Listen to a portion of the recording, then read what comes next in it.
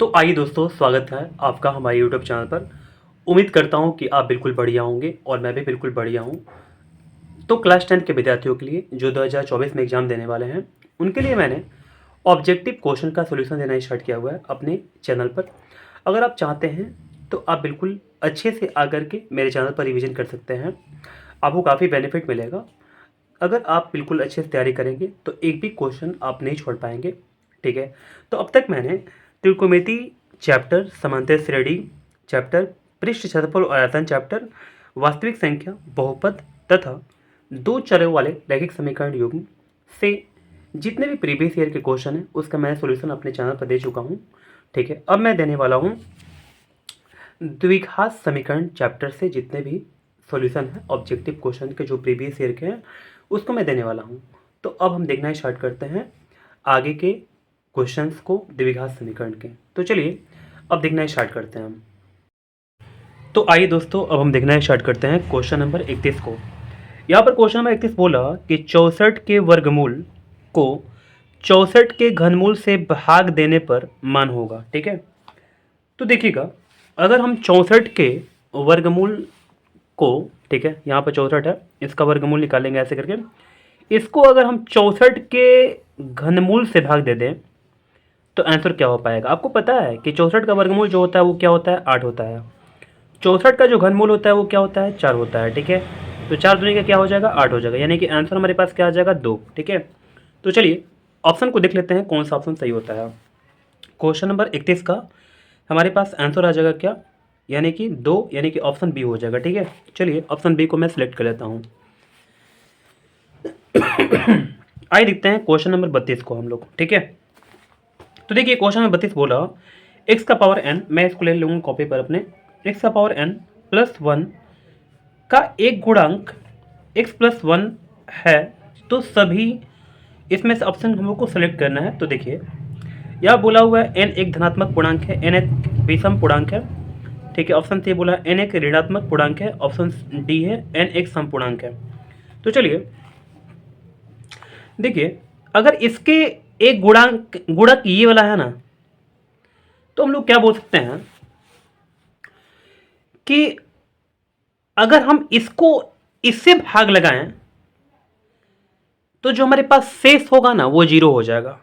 ठीक है। क्या होगा, शेष हमारे पास क्या हो जाएगा, 0 हो जाएगा। तो ऐसे कंडीशन के लिए क्या करते हैं, इसको हम लोग 0 के इक्वल कर देते हैं और यहां से x का वैल्यू आ जाता है, x इक्वल टू -1 आ जाएगा। और हम क्या करेंगे,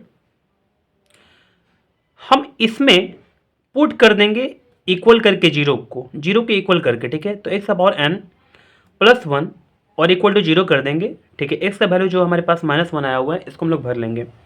तो -1 और पावर क्या हो जाएगा, n प्लस 1 इक्वल टू 0। अब देखिए 0 हमारे पास कब आ पाएगा, n के वैल्यू क्या रखिएगा ताकि सारा सॉल्यूशन हो करके हमारे पास 0 आ जाएगा। यानी कि अगर यहाँ पर +1 है ना, तो इसके जगह पर पूरा हमको सॉल्व करके क्या लाना होगा, यानी कि माइनस लाना होगा। क्या लाना होगा, -1 लाना होगा। तो -1 और +1 मिलकर के क्या हो जाएगा, 0 हो जाएगा। तो ऐसा n के जगह पर क्या रखें, देखिए अगर एक एक करके हम लोग मान रखना स्टार्ट करें, जैसे मान लीजिए कि 1 रखते हैं तो -1 का पावर क्या हो जाएगा, -1 का पावर 1 क्या हो जाएगा, वो -1 हो जाएगा। तो -1 और +1 क्या हो जाएगा, मिलकर के 0 हो जाएगा। तो 1 रखने पर तो हमारे पास 0 आ रहा है, क्या 2 रखने पर हमारे पास दोनों सोल्यूशन हो करके 0 आएगा। तो देखिए -1 का पावर 2 क्या हो जाएगा, यानी कि +1 हो जाएगा। +1 और +1 क्या हो जाएगा, +2 हो जाएगा, जो कि 0 के इक्वल नहीं होगा।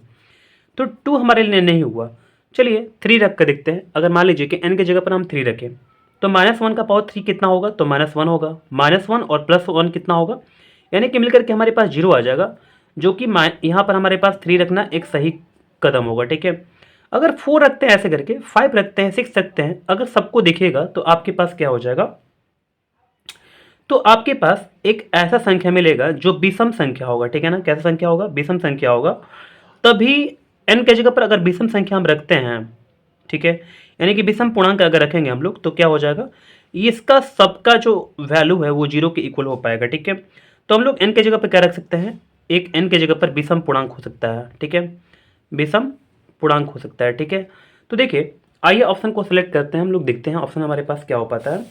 तो क्वेश्चन 32 का यहाँ पर n एक धनात्मक पूर्णांक होगा, जो कि ये नहीं होगा, लेकिन ऑप्शन ए बोला हुआ है, ध्यान दीजिएगा, ये ऑप्शन ए नहीं होगा, ये गलत दे दिया हुआ है। n एक विषम पूर्णांक होगा, ये हमारे लिए सही है, ठीक है। n एक ऋणात्मक पूर्णांक होगा, ये तो बिल्कुल नहीं होगा। n एक सम पूर्णांक होगा, ये बिल्कुल नहीं होगा। तो ऑप्शन हमारे लिए बी जो होगा वो सही हो जाएगा, ठीक है। तो ऑप्शन ए इसमें दिया हुआ है, लेकिन हम लोग सेलेक्ट नहीं करेंगे, बी को ही सिलेक्ट करेंगे, ठीक है। आइए दिखना स्टार्ट करते हैं हम लोग क्वेश्चन नंबर 33 को। तो देखिएगा, क्वेश्चन नंबर 33 बोला किसी द्विघात समीकरण के विवेचक का मान शून्य से बड़ा होने पर दोनों मूल होंगे। देखिए, अगर डी का मान शून्य से अगर बड़ा होता है, डी का मान अगर शून्य से क्या होता है, यहाँ पर शून्य से बड़ा होता है, तो इसका वास्तविक हो जाएगा, क्या हो जाएगा, वास्तविक जो मूल होगा वो वास्तविक होगा, साथ ही साथ असमान होगा, ठीक है। वास्तविक और क्या हो जाएगा, असमान हो जाएगा। तो देखिए ऑप्शन को सिलेक्ट करते हैं, वास्तविक और असमान यानी कि भिन्न आप बोल सकते हैं, तो ऑप्शन ए सही हो जाएगा हमारे लिए, ठीक है, वास्तविक और भिन्न, ठीक है। तो चलिए ऑप्शन ए को मैं सिलेक्ट करता हूं। तो आइए अब हम देखना स्टार्ट करते हैं क्वेश्चन नंबर 34 को। यहाँ पर क्वेश्चन नंबर 34 बोला किसी द्विघात समीकरण के विवेचक का मान शून्य से बड़ा होने पर दोनों मूल होंगे। ये तो मैंने अभी बता दिया ना, ठीक है, मैं इसी को फिर से पढ़ने लगा।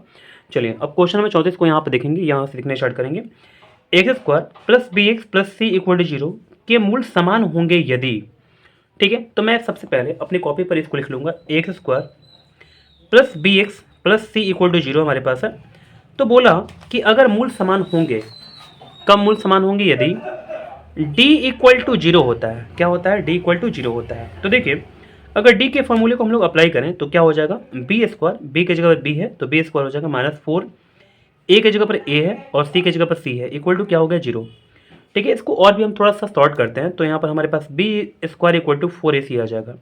तो देखिए हमारे पास ऑप्शन कौन सा मैचिंग कर पा रहा, देखते हैं। तो क्वेश्चन में 34 का ऑप्शन हमारे पास है B square equal to 4ac, ठीक है। तो B square equal to 4ac, यहाँ पर ऑप्शन ए सही हो जाएगा, ठीक है। तो चलिए ऑप्शन ए को मैं सेलेक्ट कर लूँगा। आइए अब हम देखना स्टार्ट करते हैं क्वेश्चन नंबर 35 को। तो देखिए क्वेश्चन नंबर 35 हमारे सामने है, बोला कि द्विघात समीकरण x square minus 5 equal to 0 का हल समुच्चय है, ठीक है। तो X square minus 5 equal to 0 है, ठीक है। X square minus 5 equal to क्या है, 0 है, ठीक है। तो देखिए यहाँ पर एक्स स्क्वायर इक्वल टू हम लोग 5 कर सकते हैं और एक्स इक्वल टू क्या हो जाएगा, √5 और प्लस और माइनस में आ जाएगा। तो देखिए ऑप्शन में हमारे पास क्या क्या है, थोड़ा देखना है स्टार्ट करते हैं। यहाँ पर हमारे पास आंसर जो आया हुआ √5 आया हुआ है प्लस माइनस में। तो देखिएगा +-5 जो है, √5 जो है, क्या ये पूर्णांक है, बिल्कुल नहीं। रूट जो होता है, रूट पूर्णांक जो होता है क्या वो अंडर में होता है, बिल्कुल नहीं होता है। परमेय संख्या है, ये तो बिल्कुल नहीं होगा, ये तो बिल्कुल होगा ही नहीं, क्योंकि परमेय संख्या p/q के रूप में होता है, लेकिन ये तो है नहीं √5 जो है प्लस माइनस में। अपरमेय संख्या है, हाँ बिल्कुल ये सही होगा, ठीक है। ऑप्शन हमारे पास सी जो होगा वो सही हो जाएगा, यानी कि ये क्या है, एक अपरमेय संख्या है। चलिए ऑप्शन सी को मैं सिलेक्ट कर देता हूँ। आइए देखते हैं क्वेश्चन नंबर 36 को। तो क्वेश्चन नंबर 36 बोला समीकरण 3x square minus 48 equal to 0 के मूल होंगे, ठीक है। ये बहुत ही सिंपल क्वेश्चन है, 3x square minus 48 equal to 0 के मूल होंगे, ठीक है। तो चलिए मूल निकालना स्टार्ट करते हैं। सबसे पहले 3x स्क्वायर हम लोग लिख लेंगे, और यहाँ पर माइनस जो 48 है इसको राइट में मूव करा लेंगे, तो यहाँ पर हमारे पास प्लस में 48 हो जाएगा, ठीक है। तो 16×3 = 48 हो जाएगा। एक्स स्क्वायर इक्वल टू क्या है, हमारे पास आ गया 16 आ गया, तो x इक्वल टू √16 आ जाएगा। तो एक समान हमारे पास आ जाएगा +-4, ठीक है। तो देख सकते हैं 36 का जो हमारे पास आंसर आ गया, क्या आ गया, +-4 आ गया, ठीक है। तो देखिएगा क्वेश्चन में 36 में हमारे पास प्लस माइनस क्या आ जाएगा, 4 आ जाएगा, ठीक है। प्लस माइनस में 4 आ जाएगा, ऑप्शन सी हो जाएगा सही। चलिए ऑप्शन सी को मैं सिलेक्ट कर लेता हूँ। आइए अब देखना हम स्टार्ट करते हैं क्वेश्चन नंबर 37 को। तो यहाँ से हम देखना स्टार्ट करेंगे क्वेश्चन नंबर 37 को, ठीक है। तो चलिए क्वेश्चन नंबर 37 को आगे बढ़ते हैं। यहाँ पर क्वेश्चन नंबर 37 बोला कि x/5 इक्वल टू 5/x हो तो x का मान होगा, x/5 इक्वल टू 5/x है ना।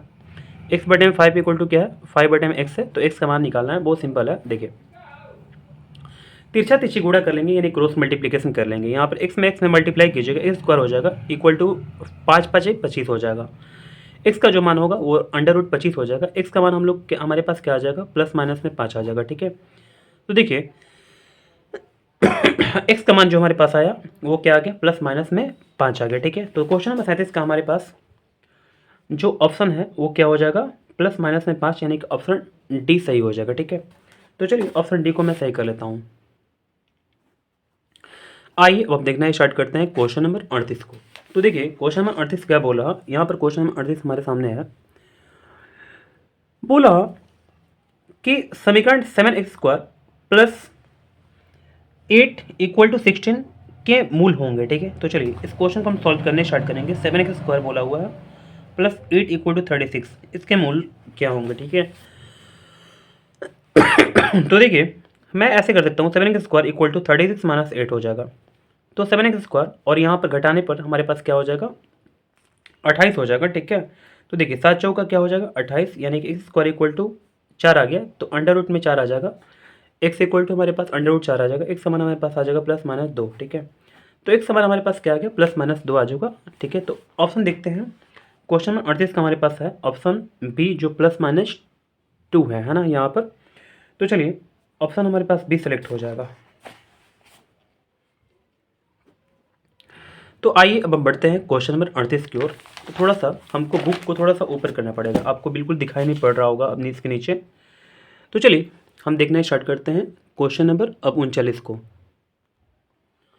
तो देखिए यहाँ बोला कि समीकरण x प्लस 5 ब्रैकेट में यहाँ पर दे दिया हुआ है और यहाँ पर ब्रैकेट में दे दिया हुआ है x माइनस 6। ठीक है, तो x प्लस 5 ब्रैकेट में और x माइनस 6 ब्रैकेट में इक्वल टू 0 में x का एक मान है। ठीक है, तो देखिए इस क्वेश्चन को हम लोग सॉल्व करने स्टार्ट करते हैं। यहाँ पर जब हमारे पास ऐसे करके दे दिया तो मैं बोल सकता हूँ x plus 5 equal to 0 and यहाँ पर x माइनस 5 इक्वल टू 0 हो जाएगा। x इक्वल टू क्या आ गया 6 आ चुका और यहाँ पर x इक्वल टू हमारे पास आ चुका माइनस 5। तो दोनों में से कोई एक हमारे पास ऑप्शन मिल सकता है। तो देखिए देखना स्टार्ट करते हैं ऑप्शन कौन सा मैचिंग करता है, माइनस 5 और 6। तो हमारे पास है माइनस 5 तो इसमें है नहीं, 6 है हमारे पास, ऑप्शन बी हो जाएगा। ठीक है, तो ऑप्शन बी हमारे लिए सेलेक्ट हो जाएगा। तो चलिए ऑप्शन बी को मैं सही कर लिया। अब देखते हैं हम लोग क्वेश्चन नंबर 40 को। क्वेश्चन नंबर 40 हमारे सामने है x² plus x plus 1 equal to 0 के विविध कर का मान है। ठीक है, ये बहुत सिंपल क्वेश्चन है। x² plus x plus 1 equal to 0, तो विविध कर इक्वल टू क्या होता है, यानी कि हम लोग डी से इंडिकेट करते हैं। आपको फॉर्मूला पता होगा b² माइनस 4ac। तो b हमारे पास है यहाँ पर 1 और यहाँ पर a हमारे पास है क्या, यानी कि 1 है, और c हमारे पास है 1। तो b² यानी कि 1 का square minus 4ac, 4 into a into C. तो देखिए इसको सॉल्व करते हैं। 1 का स्क्वायर 1, यहाँ पर 4 इंटू 1 इंटू 1 क्या हो जाएगा 4 ही हो जाएगा, और एक में से 4 घटाएंगे कितना आएगा, माइनस 3 आ जाएगा। तो d इक्वल टू हमारे पास क्या आ चुका, -3। तो देखते हैं ऑप्शन हमारे लिए कौन सा सही हो पाता है। क्वेश्चन में 40 का जो ऑप्शन हमारे पास है -3 आया हुआ है। ठीक है, तो ऑप्शन हमारे पास डी सही हो जाएगा। चलिए ऑप्शन डी को मैं सिलेक्ट कर लेता हूँ। आइए देखते हैं हम लोग क्वेश्चन नंबर 41 को। तो क्वेश्चन में 41 बोल रहा है यहाँ पर समीकरण 3x² minus 5x plus 2 equal to 0 के विविध कर का मान है। ठीक है, ये ऐसे करके ये दो क्वेश्चन लगातार विविध कर इसने पूछ लिया। चलिए हम विविध कर को फाइंड करते हैं। क्या बोला है question, 3x² minus 5x plus 2 equal to क्या है 0, तो हमको विविध कर का मान निकालना है। ठीक है, यानी कि डी निकालना है। चलिए डी का फॉर्मूला आपको पता होगा b² माइनस 4ac, यानी कि b हमारे पास क्या है -5 है, -5 का square b² minus 4ac, 4 into ए हमारे पास 3 है और c हमारे पास क्या है 2 है ना। तो चलिए इसको सॉल्व करने स्टार्ट करते हैं। -5 का स्क्वायर क्या होगा 25 हो जाएगा, माइनस 4 3 12 12 दूनी का क्या हो जाएगा 24, और 25 में से अगर 24 घटा देते हो तो हमारे पास आंसर क्या पाता है 1 आ पाता है। ठीक है, तो देखिए हमारे पास डी इक्वल टू क्या आ गया 1 आ गया। ठीक है, यानी विविध कर जो हमारे पास आ गया वो 1 आ चुका है। तो चलिए क्वेश्चन 41 का आंसर देख पाते हैं। हमारे पास 1 जो है वो ऑप्शन ए हो जाएगा। ठीक है, चलिए ऑप्शन ए को मैं सेलेक्ट कर देता हूँ। तो क्वेश्चन 42 को देखने के लिए पेज को पलटना पड़ेगा। तो आइए दोस्तों अब हम देखना स्टार्ट करते हैं क्वेश्चन नंबर 42 को। हमारे सामने क्वेश्चन है द्विघात समीकरण 9x² minus kx plus 81 equal to 0 के मूल समान होंगे यदि k का मान है। ठीक है, तो चलिए मूल अगर समान होता है तो सबसे पहले हम पहले क्वेश्चन को लिख लेते हैं। 9x² minus kx plus 81 equal to 0। ठीक है, तो मूल समान कब होता है, जब हमारे पास t इक्वल टू 0 हो पाता है। ठीक है, तो d इक्वल टू 0 अगर होगा तो हम लोग क्या करेंगे, इसके फॉर्मूले को अप्लाई करेंगे। b² माइनस 4ac होता है माइनस k का स्क्वायर माइनस 4ac, 4 इंटू ए हमारे पास 9 है और हमारे पास c जो है वो 81 है, इक्वल टू 0 हो जाएगा, ठीक है। के का स्क्वायर के स्क्वायर हो जाएगा, और यहाँ पर 9 चौका 36, 36 में 81 से गुणा कर लेंगे, ठीक है। तो देखिए क्या हो पाता है, 6 कम 6, 3 एकम 3, 8 छः का 48 का 8 हासिल 4, ठीक है। और 8 3 का 24, 24 4 कितना हो जाएगा, 24 4 28 हो जाएगा। 6 8 3 11 का 1 हासिल 1, 8 1 9, 1900 हमारे पास 16 आ जाएगा, ठीक है। इक्वल टू क्या हो जाएगा 0। तो के स्क्वायर इक्वल टू क्या हो पाएगा 1916, और के इक्वल टू अंडर रूट में 1916 हो जाएगा। अगर इसको हम लोग तोड़ देते हैं 1916 को, तो देखिए तोड़ना ही स्टार्ट करते हैं, ठीक है। 2 से कटाएंगे, 2 एकम 2, 2 चौका 8, 2 पाँचे 10, और 2 आठे 16 हो जाएगा। 1458 हमारे पास हो गया। इसको और तोड़ते हैं तो 2 7 14, ठीक है। और यहाँ पर हमारे पास हो जाएगा 2 दूनी का 4, 2 9 18 हो जाएगा, ठीक है। तो देखिए हमारे पास इतना आ चुका है। अब हम लोग इसको कटा सकते हैं 3 से, तो 3 से कटाएंगे, 3 दूनी का 6, 3 चौका 12, 3 तरीका 9, फिर 3 से कटाएंगे तो 3 आठे 24, 3 एकम 3 हो जाएगा। फिर 3 से कटाएंगे, लंबा चौड़ा प्रोसेस है, ठीक है। तो 27 से 81, 3 से कटाएंगे तो 9 3 27, 3 से कटाएंगे 3 तरीका 9, 3 से कटाएंगे 3 एकम 3, ठीक है। तो देखिए अगर देखिएगा तो ये जोड़ा लग चुका है, ये जोड़ा लग चुका है, ये जोड़ा लग चुका है, ये जोड़ा लग चुका है। तो 3 इसमें से निकालेंगे, 3 इसमें से निकालेंगे, 3 इसमें से निकालेंगे, 2 इसमें से निकालेंगे। 3 तरीका 9, 9 3 27, 27 होने क्या हो जाएगा 54 हो जाएगा। तो के का मान हमारे पास क्या आ गया, +-54। तो के का मान हमारे पास क्या आ चुका है, +-54। तो देख लेते हैं ऑप्शन हमारे पास कौन सा सही हो पाता है, ठीक है। तो देखिएगा क्वेश्चन 42 का हमारे पास जो ऑप्शन है वो कौन सा हो पाएगा, +-54, यानी कि ऑप्शन डी हो जाएगा, ठीक है। चलिए ऑप्शन डी को मैं सिलेक्ट कर लेता हूँ। तो क्वेश्चन नंबर 42 हमारे पास समाप्त हुआ। अब देखते हैं क्वेश्चन नंबर 43 को। तो क्वेश्चन नंबर 43 बोल रहा हमारे सामने एक क्वेश्चन है कि द्विघात समीकरण जिसके मूल 5 और -2 हैं होंगे, ठीक है। तो 5, -2 है हमारे पास, ठीक है। यानी कि हमारे पास 2 मूल है, ठीक है। आपको पता होना चाहिए अगर हमको द्विघात समीकरण निकालना है तो मैं ऐसे कर सकता हूँ, x² माइनस, यहाँ पर 2 हमारे पास मूल है ना, यानी कि अल्फ़ा और बीटा जो हमारे पास दिया हुआ है, ये दिया हुआ है 5 और -2 दे दिया हुआ है। तो अल्फ़ा प्लस बीटा होता है, तो अल्फ़ा हमारे पास 5 हो जाएगा, और हमारे पास जो बीटा है वो -2 हो जाएगा। तो ऐसे करके रख लेंगे हम लोग,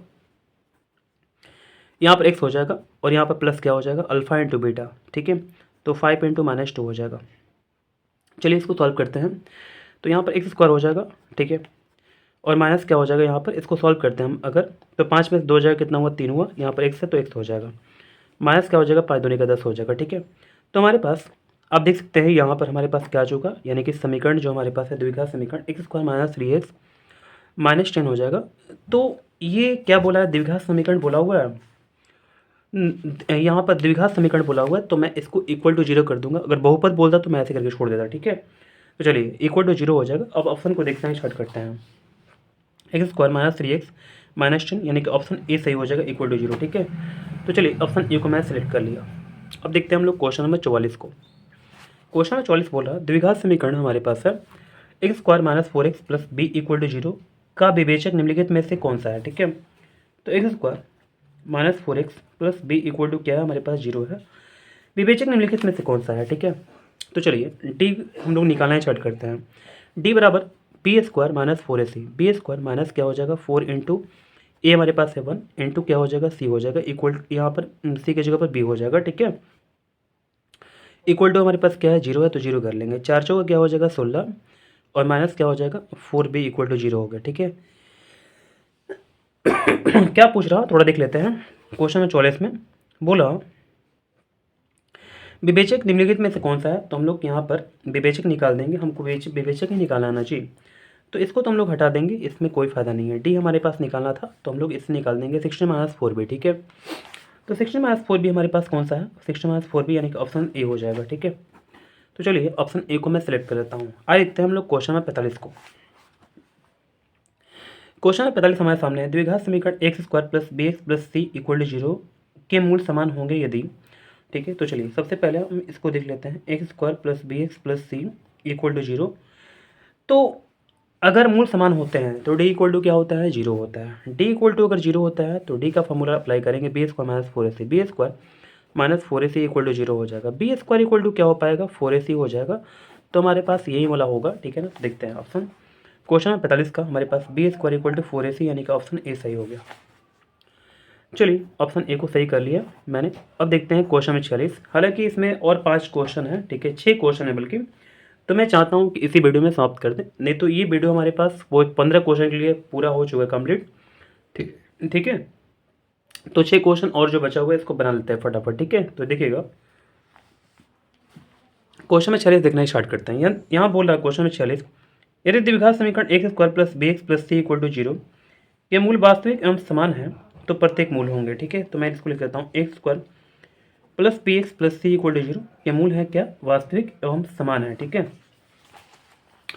अगर वास्तविक और समान होता है तो क्या होता है, डी इक्वल टू 0 हो जाता है। तो डी का फॉर्मूला अप्लाई करेंगे, बी स्क्वायर माइनस क्या हो जाएगा 4 into A into C equal to 0, ठीक है। तो देखिए हमारे पास बी स्क्वायर इक्वल टू क्या हो पाएगा, 4ac हो पाएगा, ठीक है। तो देखते हैं ऑप्शन हमारे पास क्या क्या मिल पाता है क्वेश्चन नंबर 46 में। ओहो, अभी तो एक काम करना बाकी है ना। हमको क्या बोला हुआ है, क्वेश्चन थोड़ा सा समझ लेते हैं पहले। मूल होगा, मूल हमको फाइंड करना ना जी। तो चलिए ये हम ऐसे नहीं कर पाएंगे इसको, ये हमारे लिए गलती हो जाएगा, ठीक है। मैं आपको क्वेश्चन थोड़ा सा अच्छा समझाता हूँ। द्विघात समीकरण हमारे पास इतना दिया हुआ है, मूल वास्तविक एवं समान हो तो मूल ज्ञात करना है, मूल्य ज्ञात करना है इसका, ठीक है। वास्तविक समान हो तो हमारे पास डी इक्वल टू तो 0 होगा, लेकिन एक्स इक्वल टू क्या होगा, minus B plus minus root D by 2 है, आपको पता होगा ये चीज़, ठीक है। तो हमारे पास एक्स इक्वल टू हमारे पास क्या हो जाएगा, माइनस बी हो जाएगा, और हमारे पास प्लस माइनस क्या हो जाएगा, रूट डी का वैल्यू हमारे पास क्या दे दिया हुआ, डी का वैल्यू हमारे पास 0 दे दिया हुआ, तो 0 यहाँ पर भर लेंगे, बटे में 2 है, ठीक है। एक्स के इक्वल टू क्या हो जाएगा, माइनस बी, और प्लस माइनस 0 को तो हमारे पास आंसर इसका 0 आ जाएगा, तो कोई फर्क नहीं पड़ेगा, बटे में क्या हो जाएगा 2 है, तो X equal to minus B by 2a हो जाएगा, ठीक है। तो देखते हैं ऑप्शन कौन से हो पाता है क्वेश्चन में 40 में। माइनस बी बाई 2a हो जाएगा, जो ऑप्शन ए हो जाएगा, ठीक है। चलिए ऑप्शन ए को मैं सिलेक्ट कर लिया। आइए अब देखना है, स्टार्ट करते हैं हम लोग क्वेश्चन नंबर 47 को।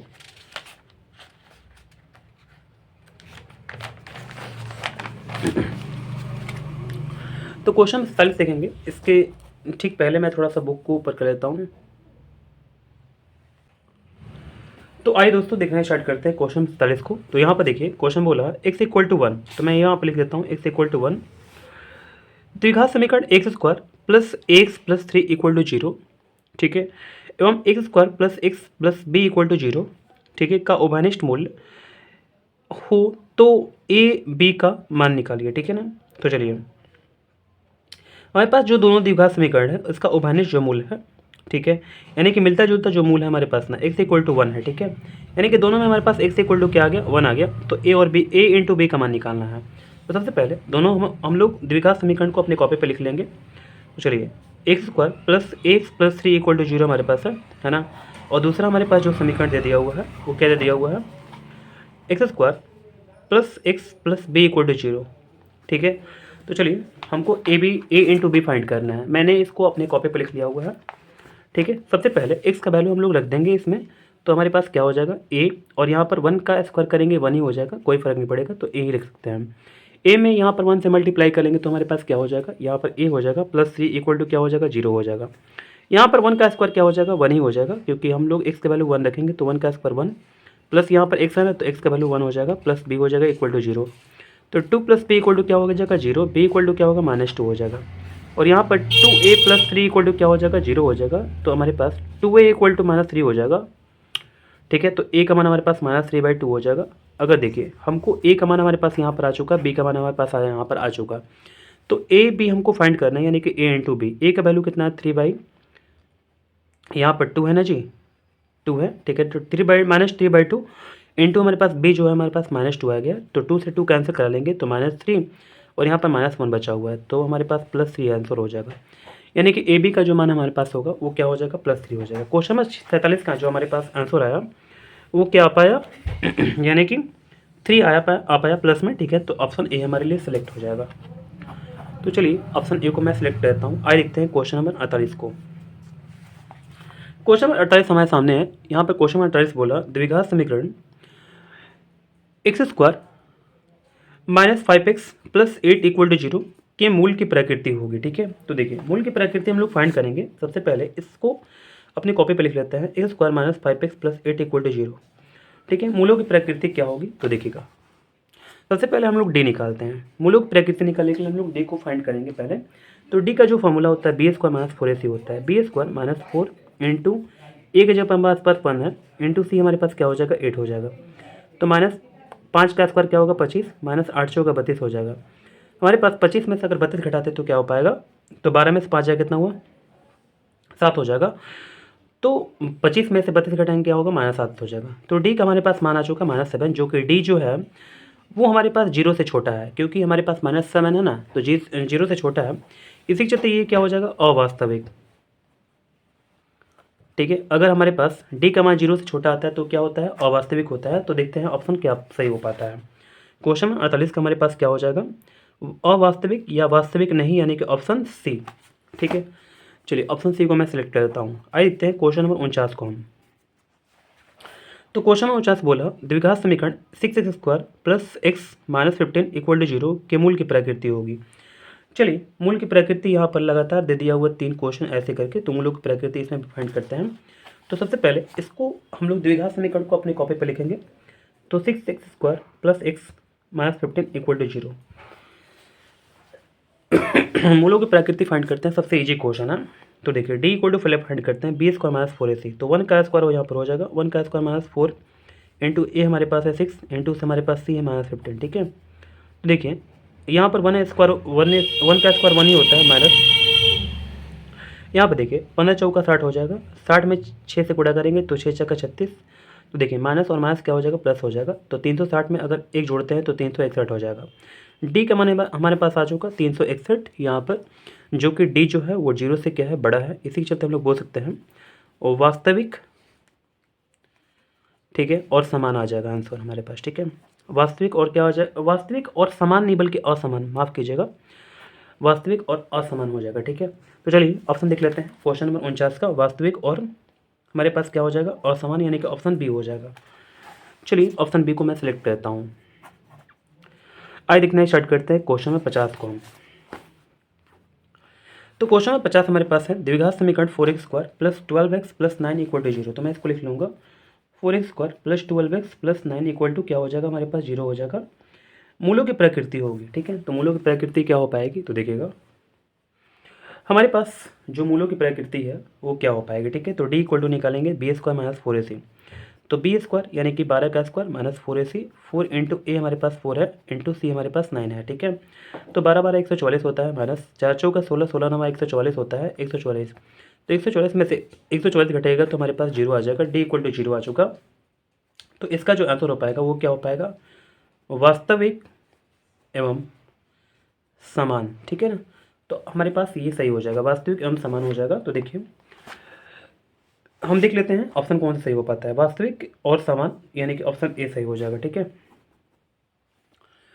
तो आपने देख लिया यहाँ पर ये क्वेश्चन 15 नंबर क्वेश्चन को। अब देखते हैं सबसे लास्ट क्वेश्चन द्विघात समीकरण का। ठीक है ना, इसके बाद हमारा पूरा ये जो क्वेश्चन होगा समाप्त हो जाएगा।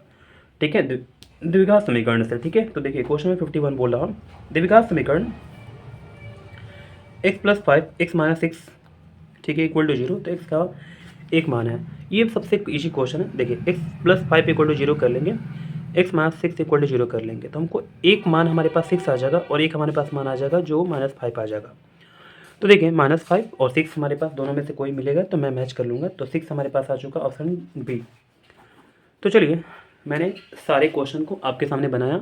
उम्मीद करते हैं सारे क्वेश्चन आप समझ गए होंगे बिल्कुल अच्छा से। जो भी अगर प्रॉब्लम होता है आप कमेंट करें, कमेंट बॉक्स में कमेंट करें। ठीक है ना, अपने राय को रखें। ठीक है, अपने डाउट्स को रखें, सारे डाउट्स को बताने की कोशिश मैं करूँगा। ठीक है, उम्मीद है कि आप बिल्कुल अच्छे से मतलब अगर पढ़ते होंगे। ठीक है, बिल्कुल आप थोड़ा सा भी मतलब ऐसे करके आप बदमाशी नहीं करते होंगे, पढ़ाई में बिल्कुल ध्यान दिए होंगे। ठीक है ना, तो चलिए आप बिल्कुल पढ़ते रहिए। मिलते हैं हम लोग अगली वीडियो में। आप